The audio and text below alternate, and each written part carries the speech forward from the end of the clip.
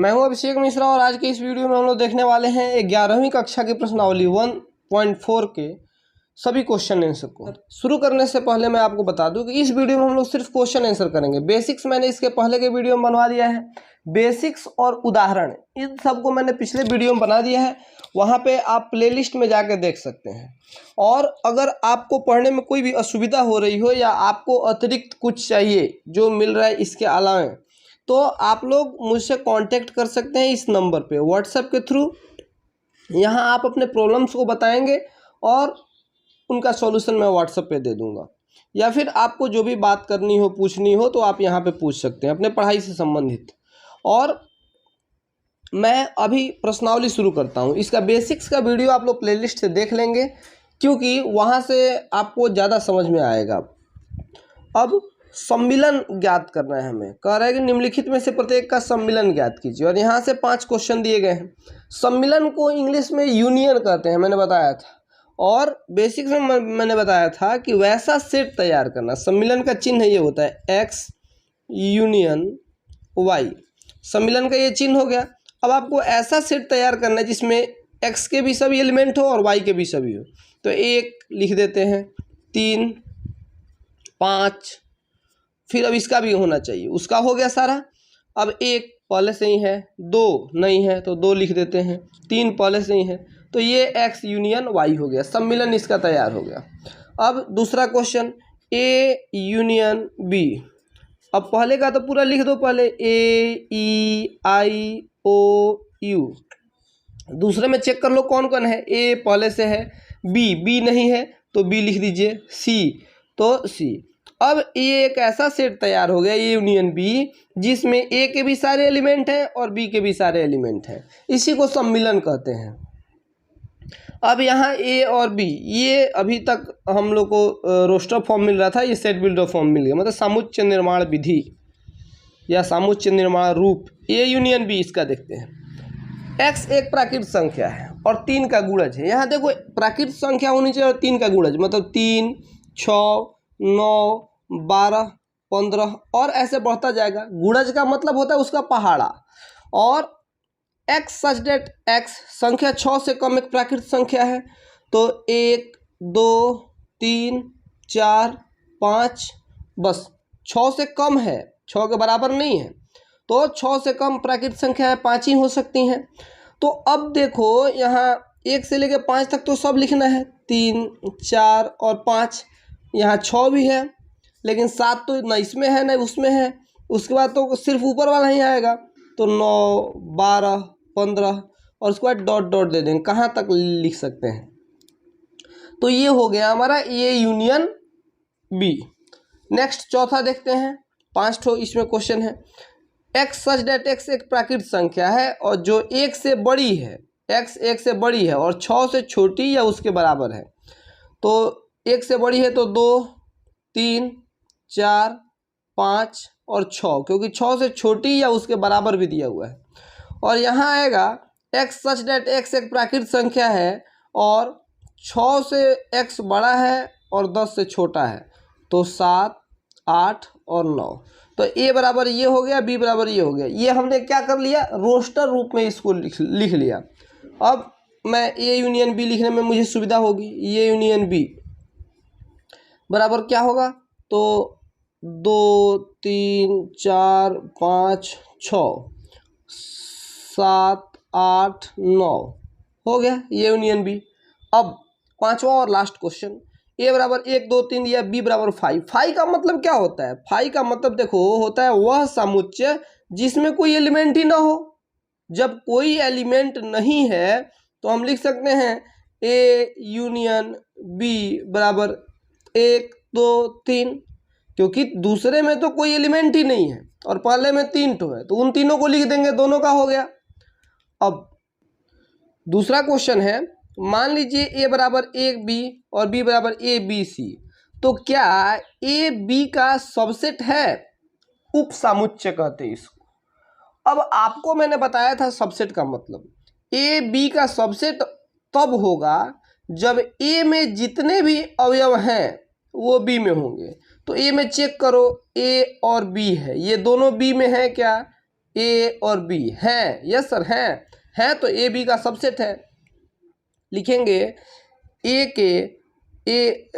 के सारे अवयव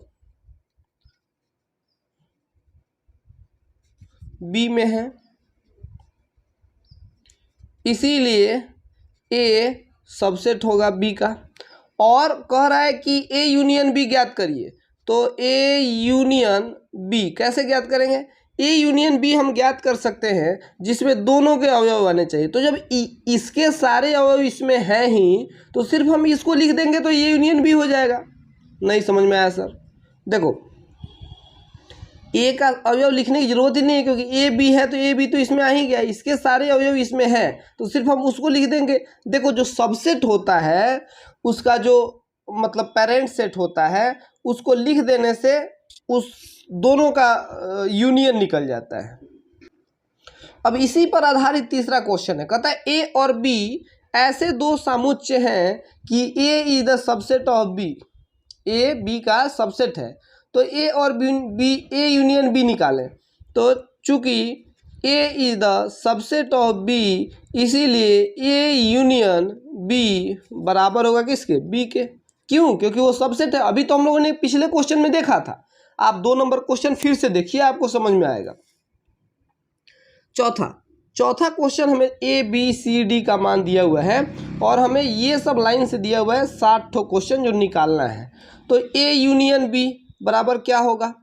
ए और तो पहले ए का सारा लिख दो, 1 2 3 4, और बी भी यूनियन में आना चाहिए। तो बी में क्या है? 7 9 11 13, 7 9 11 13। और अब हमने ऐसा सेट तैयार कर दिया जिसमें ए और बी के सारे अवयव हैं पहले से। अब इसका मतलब हमने ये यूनियन बी निकाल दिया। इसी प्रकार ए यूनियन सी निकालिए। आप मेरे वीडियो को रोक के ये सारा क्वेश्चन बना भी सकते हैं और उसके बाद मिला लीजिए या उसको आगे मतलब बढ़ा के और आगे अगला प्रश्न देख सकते हैं। मैं वैसे सारा क्वेश्चन बना रहा हूँ। ए यूनियन सी, ए और सी का यूनियन क्या होगा? तो पहले ए का तो लिख दो, 1 2 3 4 मैंने लिख दिया। फिर उसके बाद 11 13 और 15 ये हो गया। अब बी यूनियन सी, बी और सी का तो 7 9 11 और 13, बी में यही है ना, दिख रहा है, सब सामने है आपके। और सी का क्या है? 11 13 15, तो 11 तो पहले से है, 13 भी पहले से है, 15 बस लिख देंगे। अब देखो ना, बी यूनियन सी का मतलब क्या है? बी के भी सारे अवयव होने चाहिए, हैं, सी के भी सारे अवयव होने चाहिए, ये भी है, तो हो गया हमारा बी यूनियन सी। अब बी यूनियन डी, बी में 7 9 11 और 13, और डी में 7 पहले से है, 8 नहीं है तो 8 लिख देते हैं, 9 पहले से है और 10 नहीं है तो 10 लिख देते हैं। समझ में आ रहा होगा आपको, आशा करता हूँ। अब यहाँ कर दिया ये यूनियन बी यूनियन सी, मतलब ए बी और सी तीनों का सम्मिलन ज्ञात करना है। तो पहले ए का लिखते हैं 1 2 3 4, फिर बी का लिखते हैं 7 9 11 और 13, फिर सी का लिखते हैं तो 11 पहले से है, उसमें देख लो, 13 ये भी पहले से है, 15 नहीं है तो 15 लिखना पड़ेगा। अब इसमें ए और बी और सी तीनों के अवयव आ गए तो ये तीनों का तैयार हो गया। अगला छठा, ये बी और डी का निकालना है। तो 1 2 3 4, मैंने देखा कि ए और बी में कोई अवयव मिल नहीं रहे हैं तो वो तो सब लिखना पड़ेगा। 1 2 3 4 हो गया, 7 9 11 और 13 ये भी हो गया सर। और डी भी तो होना चाहिए, तो 7 पहले से है, 8 नहीं है तो 8 लिख देता हूँ, 9 पहले से है, 10 नहीं है तो 10 लिख देता हूँ, ये हो गया हमारा। अब B union D union C, तो बी डी सी, बी में 7 9 11 और 13, सी में 11 13 पहले से है, 15 लिख दीजिए। और डी में 7 पहले से है, 8 नहीं है, 8 9 पहले से है, 10 नहीं है, ये मैं लिख दिया। आपको समझ में आ रहा होगा। ये 5वां क्वेश्चन देखते हैं। प्रश्न 1 के सभी समुच्चय का सर्वनिष्ठ ज्ञात करें। अब अभी तक जो हम कर रहे थे वो सम्मिलन ज्ञात कर रहे थे जिसको यूनियन कहते हैं, और अभी सर्वनिष्ठ ज्ञात करेंगे जिसको इंटरसेक्शन कहते हैं। अब इसका मतलब क्या होता है? उसका मतलब होता है कि ए और बी दोनों अवयव उस सेट में आने चाहिए, लेकिन इसका मतलब होता है इसको ना मैंने बताया था कि उल्टे साइन के द्वारा दिखाते हैं। जो यूनियन का ऊपर की ओर होता है इसका नीचे की ओर होता है, और इसमें जितने भी अवयव हैं मतलब जो दोनों में हो उनको बस लिखा जाता है। जैसे एक एक्स में भी है और वाई में भी है तो एक लिख देंगे, 3 एक्स में भी है वाई में भी है 3 लिख देंगे, 5 एक्स में है लेकिन वाई में नहीं है तो 5 नहीं लिख पाएंगे। लेकिन एक देखो, एक पहले लिखा चुका है, 2 दोनों में नहीं है तो नहीं लिखाएगा, 3 दोनों में लिखा चुका है, हो गया। 1 और 3 सिर्फ ऐसे 2 ही अवयव हैं जो एक्स में भी हैं और वाई में भी हैं, तो इसलिए हम ऐसा कर सकते हैं। फिर अब जल्दी जल्दी मैं करूँगा ए इंटरसेक्शन बी। आप वीडियो को रोक के अपने से बना सकते हैं इसको, है ना। और पहला प्रश्न का मैंने सारा क्वेश्चन लिख लिया है, 5 ठो दिया था तो 5 मैंने लिख लिया फिर से, क्योंकि आपको दिक्कत ना हो और आपको स्क्रीन पे सारा चीज़ एक बार सामने दिख सके। ए इंटरसेक्शन बी, तो ए दोनों में है, बी नहीं है, सी नहीं है, ई नहीं है और कुछ नहीं है, सिर्फ ए ही है जो दोनों में है। देख लो सामने। अब x सच डेट x एक प्राकृत संख्या है और 3 का गुणज है, तो मैंने बताया था 3 का गुणज का मतलब 6, 9, 12 डॉट डॉट डॉट, और x सच डेट x 6 से कम एक प्राकृत संख्या है तो 2 नहीं 6 से कम तो 1 भी होना चाहिए, 2, 3, 4 और 5, 6 से कम तो 6 तो होगा नहीं। तो यहाँ पे a इंटरसेक्शन b निकालने का मतलब होगा कि हमने क्या दोनों में कॉमन दिख रहा है, यहाँ भी 3 है यहाँ भी 3 है तो मैंने 3 लिख लिया, और कुछ तो नहीं दिख रहा सर, बस यही होगा। अब x सच डेट x एक प्राकृत संख्या है जो 1 से बड़ी है और 6 से छोटी है, तो 2, 3, 4, 5 और 6 ये पहले मैं समझा चुका हूँ, फिर अलग से बताने की जरूरत नहीं है। यहाँ 7, 8 और 9, इसमें दोनों में कुछ दिख रहा है कॉमन? कुछ नहीं दिख रहा है सर, तो क्या करेंगे ए इंटरसेक्शन बी बराबर फाई। कुछ नहीं होता है तो रिक्त समुच्चय फाई से दिखाते हैं, या आप ऐसे भी दिखा सकते हैं, ऐसे सेट बना दीजिए, इन दोनों में से कोई एक ही लिखिएगा, दोनों मत लिख दीजिएगा। तो ऐसे सेट बना दिए, इसके भीतर कुछ नहीं है, खाली है। अब दिख रहा है कि 1, 2, 3 और बी में है फाई। अब फाई मतलब अभी मैंने बताया कि कुछ नहीं। अब कुछ नहीं में और कुछ हाँ में क्या कॉमन होता है? कुछ नहीं ही कॉमन होता है। मतलब एक डब्बा खाली हो और एक डब्बे में लाल ब्लू सब कलर की पेंसिल हो, तो कौन से कलर की पेंसिल दोनों में है? कोई भी पेंसिल दोनों में नहीं है, क्योंकि पहला डब्बा तो खाली है। तो इसीलिए यहाँ लिख देंगे ए इंटरसेक्शन बी बराबर फाई। आपको ये भी समझ में आया होगा। नेक्स्ट क्वेश्चन देखते हैं, 6 नंबर सामने आ गया नहीं, हाँ 6 नंबर क्वेश्चन सामने आ गया, जहाँ पे आपको ए बी और सी और डी का मान दिया हुआ है।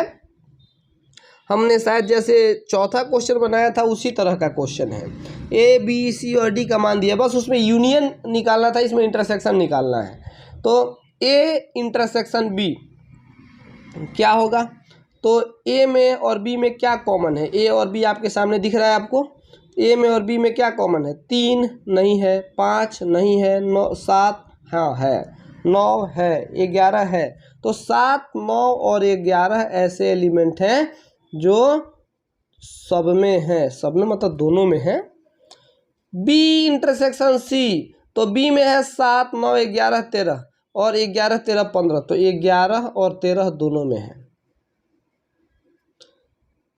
A intersection C intersection D, तो ए सी और डी तीनों में होने चाहिए। तो क्या है सर? ए में 11 है, बी में भी 11, ए सी और डी, बी नहीं देखना था, सॉरी बी नहीं देखना था।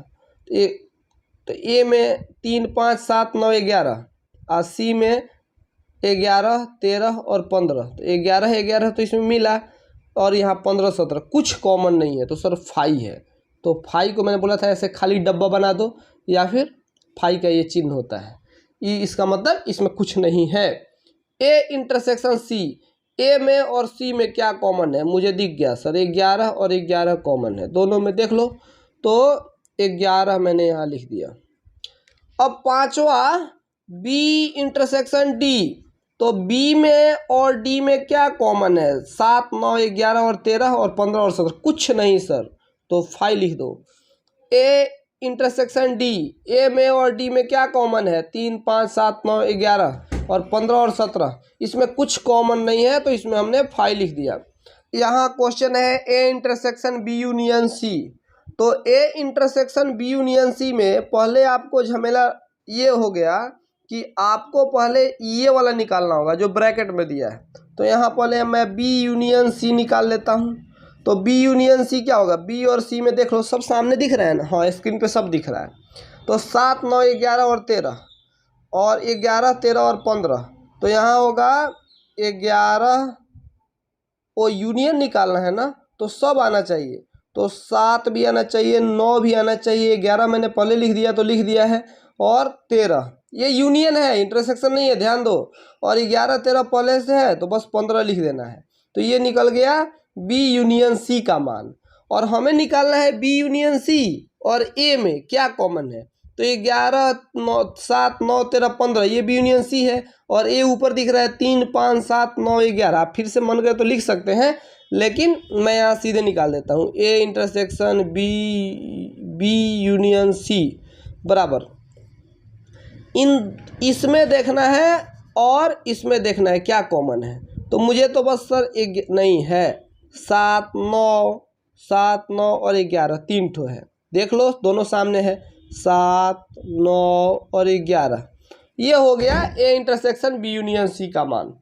अब आते हैं अगले नेक्स्ट क्वेश्चन पे, A intersection B union D. तो पहले मैंने बताया बी यूनियन डी निकाल लेना पड़ेगा। बी यूनियन डी क्या है? बी में सब सामने दिख रहा है, बी में 7, 9, 11 और 13 है, और डी में 15 और 17 है। तो इन दोनों में क्या कॉमन है? सर कुछ नहीं कॉमन है सर, 5 है।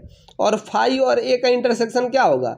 5 ही होगा। इसमें कुछ कॉमन दिख रहा है आपको? नहीं है सर। तो 5 और ए का इंटरसेक्शन जो होगा वो A intersection B union D बराबर 5 ही होगा, क्योंकि 5 और किसी भी चीज़ का इंटरसेक्शन 5 ही होता है। और A intersection B union C, तो पहले यहाँ ए इंटरसेक्शन बी निकालना होगा। ए इंटरसेक्शन बी का मतलब क्या है? जो ए और बी दोनों में हो।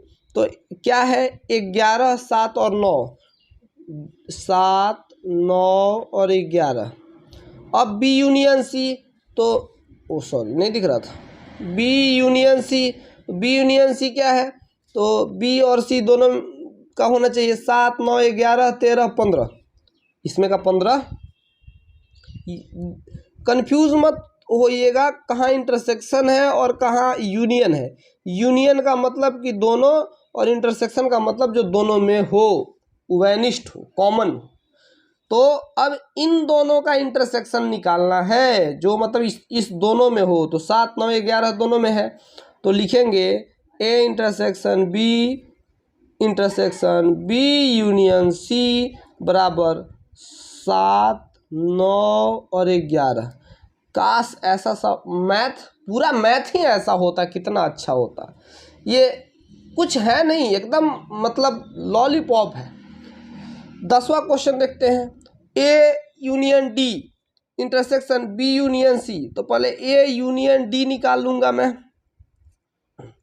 अब ए यूनियन डी का मतलब जो ए और डी दोनों का होना चाहिए। तो ए में 3, 5, 7, 9, 11 है, और यहाँ 15 और 17 है।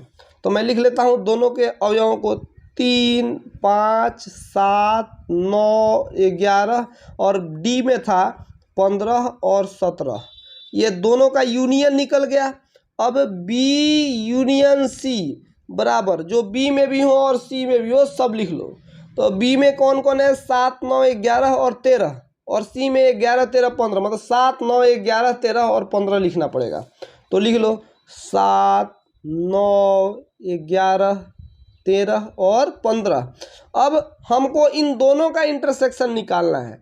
तो लिखो A union D intersection B union C. अब दोनों में क्या कॉमन दिख रहा है? 7 है, 9 है, 11, 13 नहीं है, 13 नहीं है, 15 15 है, तो लिख लेंगे 7 9 11 और 15। ये आपको समझ में आया होगा अच्छे तरीके से। 7 नंबर क्वेश्चन इसी तरह का है, बस वो सेट बिल्डर फॉर्म में लिखा हुआ है, सब कुछ सामने दिख रहा है। 7वां, यदि a बराबर x सच डेट x एक प्राकृत संख्या है और b बराबर x सच डेट x एक सम प्राकृत संख्या है, माने वैसी प्राकृत संख्या जो सम हो। प्राकृत संख्या 1 से लेकर अनंत तक होता है, 1 2 3 4 5 6 7 8 9 10 ऐसे, और प्राकृत सम संख्या मतलब 2 4 6 8 10 12 14 15 16 ऐसे। 14 15 16 नहीं 15 नहीं, गलती से मैंने बोल दिया। और x सच डेट x एक विषम प्राकृत संख्या है, मतलब 1 3 5 7 9 11 13 ऐसे विषम संख्या है। x सच डेट x एक अभाज्य संख्या। अभाज्य संख्या किसे कहते हैं? जिसमें स्वयं से और 1 से भाग लगे, इन दोनों के अलावा और किसी भी चीज से विभाजित ना हो, उसे अभाज्य संख्या कहते हैं। क्योंकि 1 से और स्वयं से तो दुनिया की सारी संख्याएं विभाजित होती हैं, लेकिन उसके अलावा अगर किसी से विभाजित नहीं होगा तो वो अभाज्य है। अब a इंटरसेक्शन b निकालना है हमें, तो x एक प्राकृत संख्या है और a सम प्राकृत संख्या है, तो प्राकृत संख्याओं में से विषम छंट जाएंगे, तो लिखेंगे x सच डेट x एक सम प्राकृत संख्या है। नहीं समझ में आया सर? रुको समझाता हूँ। जैसे मान लो 1 2 3 4 5 6, इसी को तो प्राकृत संख्या कहते हो ना। और सम प्राकृत संख्या किसे कहते हो? 2 4 6 8, ये सम संख्याएं हैं। अब दोनों का इंटरसेक्शन निकालना है, तो ये पूरा का पूरा तो इसमें है ना, तो ये पूरा का पूरा आ जाएगा। अब a इंटरसेक्शन c, a में तो बस लिखेंगे x सच डेट x, ये प्राकृत संख्या है और ये विषम संख्या है। अब फिर विषम के लिए अलग समझाऊं क्या? यहाँ 2 4 6 8 बजे 1 3 5 7 हो जाएगा, तो x सच डेट x एक विषम प्राकृत संख्या है।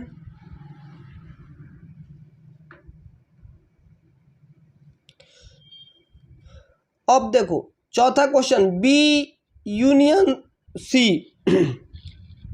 b इंटरसेक्शन c, जो b और c में क्या कॉमन है? तो ये सम है और ये विषम है।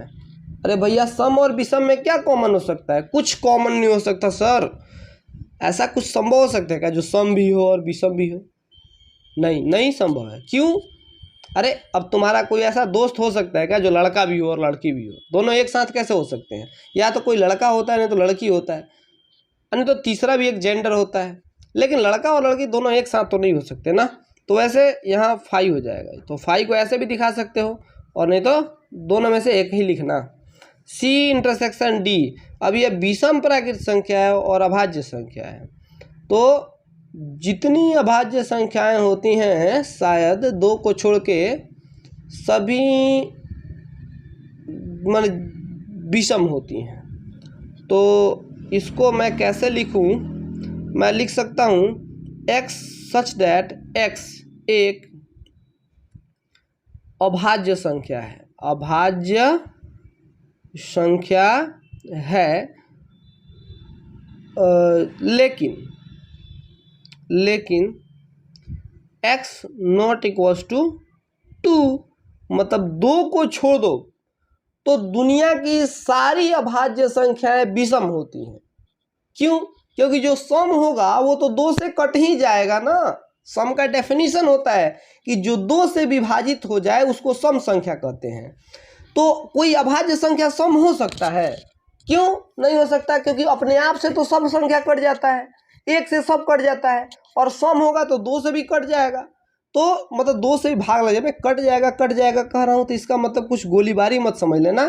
कट जाने का मतलब होता है कि भाग लग जाएगा, है ना। मैं बिहार से हूँ और यहाँ हम लोग ऐसे ही कट जाना बोलते हैं, तो यहाँ से आप कर सकते हैं। अब देखो a इंटरसेक्शन d क्या होगा? तो इसको लिखते हैं, जो a और d में क्या कॉमन है? तो ये प्राकृत संख्या है या अभाज्य संख्या है? तो दुनिया की सारी अभाज्य संख्या है ना अभी ये हो सकती है, तो लिखेंगे x सच डेट x एक अभाज्य प्राकृत संख्या है। क्योंकि जितनी अभाज्य संख्याएं हैं माने एक से बड़ी तो वो सब प्राकृत संख्याएं हो जाएंगी। तो मैंने इसे लिख दिया कि अभाज्य भी है और प्राकृत भी है। तो मैंने वैसा प्राकृत जो सिर्फ अभाज्य हो, भाज्य नहीं हो, ऐसा कॉमन हो जाएगा। अब ये भाषा में है, थोड़ी सी आपको दिक्कत आ सकती है। अगर आपको समझ में आ रहा है तो ठीक है, अगर नहीं आ रहा है तो आप कमेंट करेंगे या मैंने जो नंबर दिया था वीडियो के स्टार्टिंग में उस पर व्हाट्सअप करेंगे कि सर इसको रोस्टर रूप में लिख के समझाइए। मुझे ना ये भाषा समझ में नहीं आता, हिंदी में मैथ मतलब हिंदी में पढ़ने नहीं आता। आप यहाँ 1 2 3 4 लिखते हैं, कितना मज़ा आता। तो अगली बार अगर आपको दिक्कत होगा तो बताइएगा, मैं यहाँ पे प्राकृत संख्या 1 2 3 4 लिख के तब ऐसे समझाऊंगा क्या कॉमन है क्या कॉमन नहीं है। या आप अपने से कॉपी पे करके देखो ना, आपको समझ में आएगा। थोड़ा सा हाथ पाँव तो अपना भी चलाइए। B union B intersection D, और बी इंटरसेक्शन डी मतलब बी में और डी में क्या कॉमन है, तो ये समप्राकृत संख्या है और ये अभाज्य संख्या है। तो भैया इस कॉन्सेप्ट पे आओ कि समप्राकृत संख्याओं में से सिर्फ 2 ही एक संख्या है जो अभाज्य है, तो यहाँ 2 हो जाएगा, क्योंकि 2 ही एक अभाज्य है। बाकी दुनिया की दूसरी कोई सम संख्या अभाज्य हो ही नहीं सकती। ये तो मैंने अभी समझाया। तो 8वां क्वेश्चन देखते हैं, इसमें से कौन सा असंयुक्त है। असंयुक्त का मतलब क्या होता है, जिसमें कुछ भी कॉमन नहीं हो। जैसे मान लो a बराबर 1 2 3 दिया हो और b बराबर 4 और 5 दिया हो। अब देखो इन दोनों में कोई ऐसा अवयव है जो दोनों में हो, नहीं सर, इसमें तो 1 2 3 है और इसमें 4 5 है, कॉमन तो कुछ भी नहीं है दोनों में। तो जब कॉमन नहीं है तो ये दोनों असंयुक्त हो जाएंगे, मतलब किसी भी तरह से जुड़े हुए नहीं हैं। अब ये देखते हैं 1 2 3 4 तथा x सच x एक प्राकृतिक संख्या है जो 4 से बड़ी या बराबर है और 6 से छोटी या बराबर है। माने इसको अगर रोस्टर रूप में लिखे तो आएगा 4 5 और 6। देखो ना, 4 से बड़ी या बराबर तो बड़ी या बराबर, इससे छोटी नहीं, और 6 से छोटी या बराबर, इससे बड़ी नहीं, तो 6 से छोटी या बराबर।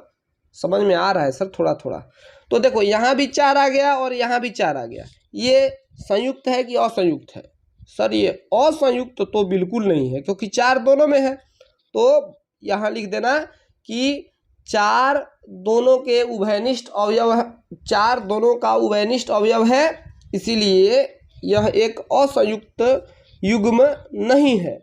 अब ए ई आई ओ यू में देख लो, यहाँ भी ई है और यहाँ भी ई है, तो कह देना ई दोनों में है, अतः यह असंयुक्त नहीं है।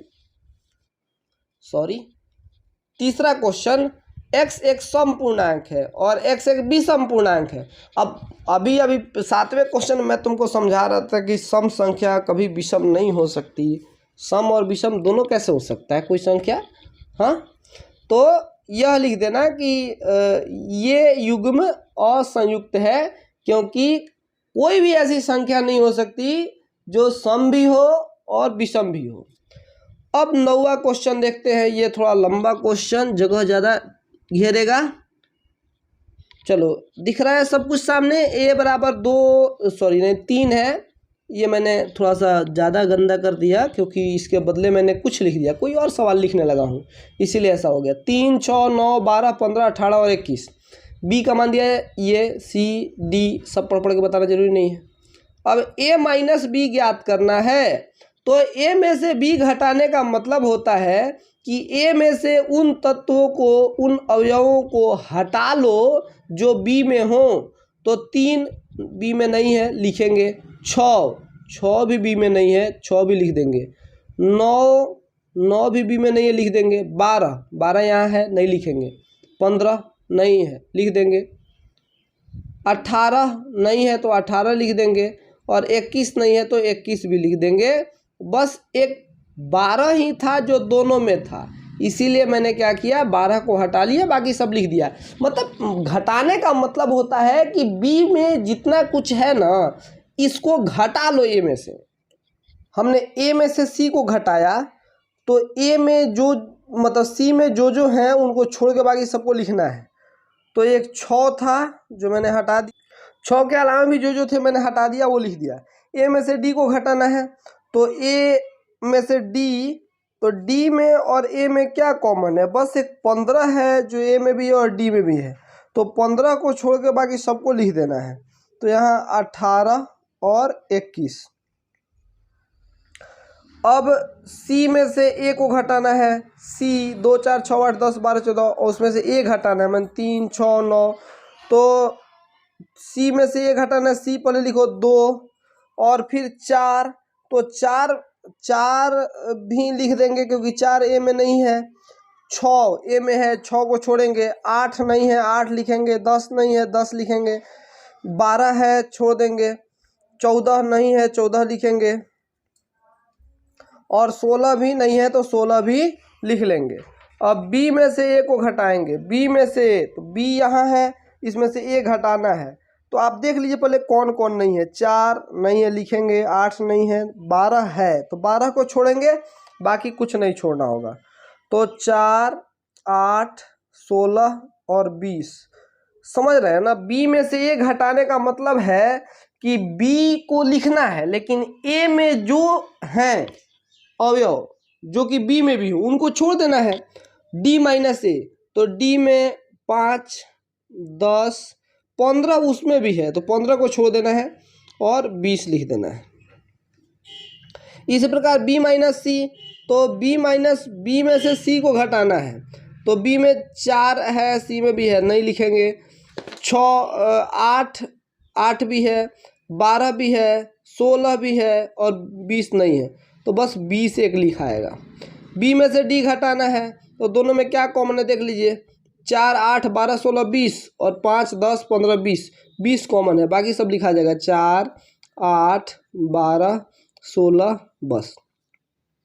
सी में से डी घटाना है, तो सी को पूरा लिखेंगे जो डी में नहीं हो, तो 2 4 6 8 10 है, 12 नहीं है, 14 नहीं है और 16 भी नहीं है।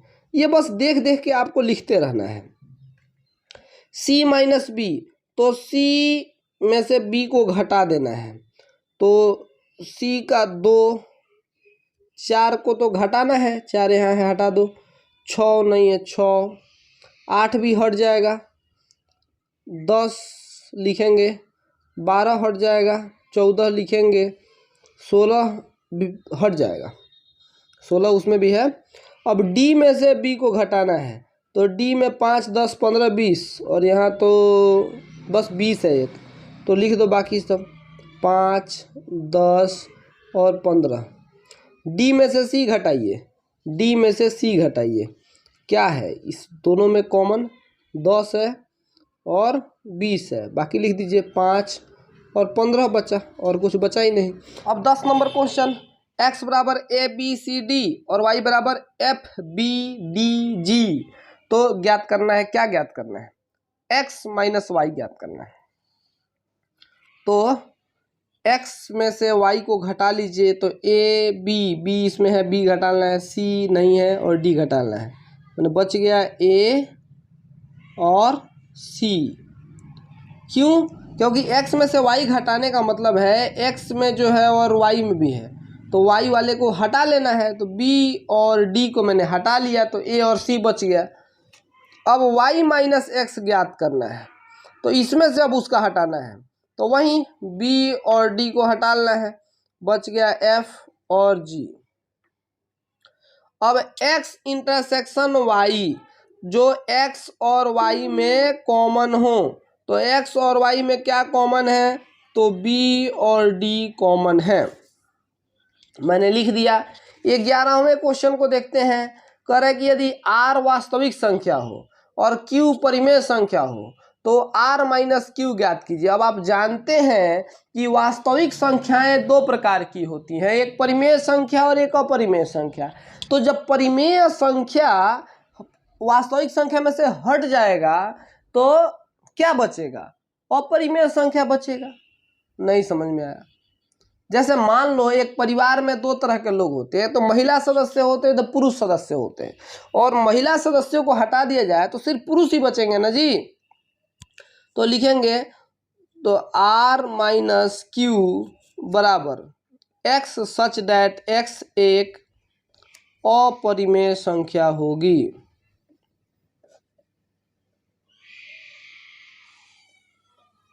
होगी नहीं लिखते, है लिखते हैं। सत्य असत्य बताना है, कौन सा सही है और कौन सा गलत है। तो 12 नंबर को देखते हैं। कह रहा है कि 2 3 4 5 और 3 6 असंयुक्त है। असंयुक्त मन जिसमें दोनों में कोई कॉमन नहीं हो, लेकिन यहाँ दोनों में 3 कॉमन है, तो झूठ बात है सर। और सत्य लिख दीजिएगा। AEIOU और ABCD असंयुक्त है, ये भी झूठ। 2 6 10 14 ये बीच बीच में फूल बनाया है क्या सर? अरे नहीं, गलती से कुछ लिखा गया था, उसको काट रहा था। कभी कभी ना कॉन्फिडेंस में आदमी सवाल देखे बिना लगता है लिखने, वही हुआ था मेरे साथ। मैंने सोचा कि 2 4 6 8 10 ऐसे होगा, वही मैं लिख रहा था। तब तक बाद में दिखा कि नहीं, ऐसा कुछ नहीं है।